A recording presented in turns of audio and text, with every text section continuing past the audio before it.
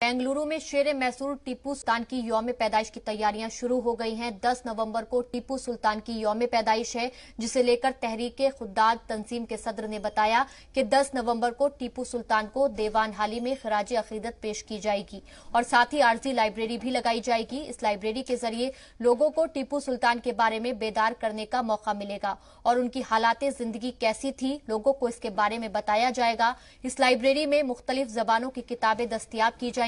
इसकी मालूमात टीपू सुल्तान के खानदान के ही ताल्लुक रखने वाले साहबजादा मंसूर अली ने दी है। तो बेंगलुरु में शेर मैसूर टीपू सुल्तान की यौम पैदाइश की तैयारियां अब शुरू हो गई हैं। 10 नवंबर को टीपू सुल्तान की यौम पैदाइश है, जिसे लेकर तहरीके खुद्दाद तंजीम के सदर ने बताया है कि 10 नवंबर को टीपू सुल्तान को देवान हाली में खराज अकीदत पेश किया जाएगा और साथ ही आर्जी लाइब्रेरी भी लगाई जाएगी। इस लाइब्रेरी के जरिए लोगों को टीपू सुल्तान के बारे में बेदार करने का मौका मिलेगा।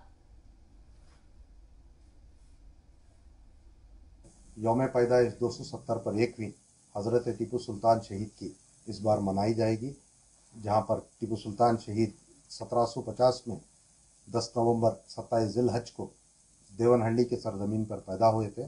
वहां पर ये एक स्मारक है जहां पर पैदाइश के पत्थर लगा हुआ है।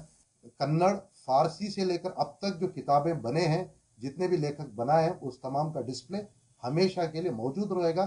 जो लोग चाह रहे थे कि टीपू सुल्तान शहीद का एक हिस्टोरिकल डॉक्यूमेंटेशन चाहिए करके एक शुरुआत बुनियाद उस दिन हम रखेंगे।